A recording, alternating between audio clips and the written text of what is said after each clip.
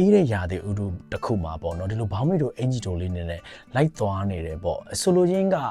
is it crazy ပေါ့မင်္ဂလာပါBrian ဖြစ်ပါတယ်ဒီနေ့ကျွန်တော်မျှဝေပေးခြင်းတဲ့အကြောင်းအရာကထွေထွေထူးခြားတဲ့အရာတော့မဟုတ်ဘူးပေါ့နော်အားလုံးလည်းသိပြီးသားကြုံပြီးသားအရာလေးကိုပဲထပ်ပြီးတော့ကျွန်တော်ကမျှဝေပေးခြင်းတာပါဘာလဲဆိုတော့လူတွေကိုကိုယ့်ရဲ့အမြင်လေးတစ်ခုတည်းနဲ့အလွယ်တကူမဝေဖန်ပါနဲ့မဆုံးဖြတ်ပါနဲ့ဆိုတဲ့အရာလေးကိုကျွန်တော်ဒီနေ့ကြုံခဲ့ရတဲ့အကြောင်းအရာလေးနဲ့ဆက်ပြီးတော့ပြောချင်တာပေါ့နော်ဘာလဲဆိုတော့ပုံမှန်ဆိုရင်ကျွန်တော်ကမနက်ခင်းဆိုရင် gym ကိုသွားတယ်ပေါ့နော် gym သွားတဲ့အခါမှာကျွန်တော်က gym ဝတ်စုံကတော့ထုံးစံတိုင်းပေါ့အင်ဂျီတိုဖြစ်မယ်ဘောင်းမီတိုဖြစ်မယ်ပေါ့နော်ဒါမျိုးနဲ့ကျွန်တော်သွားတယ်ဆိုရင်ကျွန်တော်က gym မှာပဲရေချိုးတယ်ပြီးတဲ့အခါမျိုးမှာပေါ့နော်ပြီးတဲ့အခါမျိုးမှာရေချိုးတယ်တစ်ခါလေကျရင် steam room နဲ့ပေါ့ဒီချွေးထုတ်ခန်းတွေကိုကျွန်တော်ဝင်တယ်ဆောင်းနားတွေကိုကျွန်တော်ဝင်တယ်ပေါ့နော်အဲ့ဒါမျိုးဝင်တယ်ပြီးတော့မှတစ်ခါလေရေချိုးပြီးတော့မှလာတော့ကျွန်တော်ရဲ့ body temperature ကအဲ့အချိန်မှာပူသွားပြီပေါ့နော်အဲ့တော့တော်ရုံအေးချိန်လောက်ကိုကျွန်တော်ကကောင်းကောင်းမွန်ခံနိုင်တယ်အဲ့တော့ဇလန်းက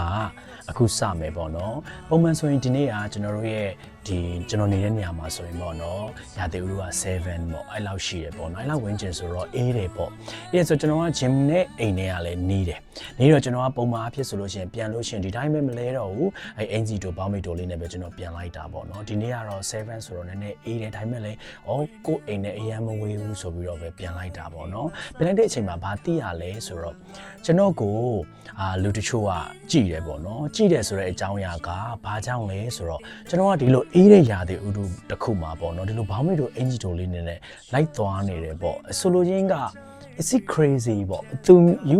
ညာလားဆိုတဲ့ပုံစံမျိုးပေါ့နော်ဘာဖြစ်လို့ကျွန်တော်ကအဲ့လိုပြောနိုင်တာလဲဆိုရင်ဒါကျွန်တော်ကောက်ချက်ချတာလည်းဖြစ်နိုင်တာပေါ့နော်ဒါပေမဲ့ဘာလို့ပြောနိုင်တာလဲဆိုရင်ကျွန်တော်ကိုယ်တိုင်က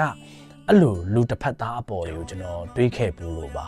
အဲ့ဒါဘာလဲဆိုတော့တခါလေးမှကျွန်တော်ကနွေးနွေးလေးဝေ့ပြီးတော့အေးတဲ့ຢာတွေမှာကျွန်တော်အပြင်ထွက်တဲ့အချိန်မှာ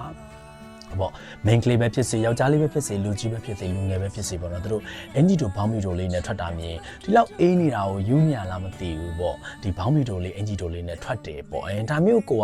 အလွယ်တကူပဲပေါ့သူ့ကိုကျွန်တော်တို့က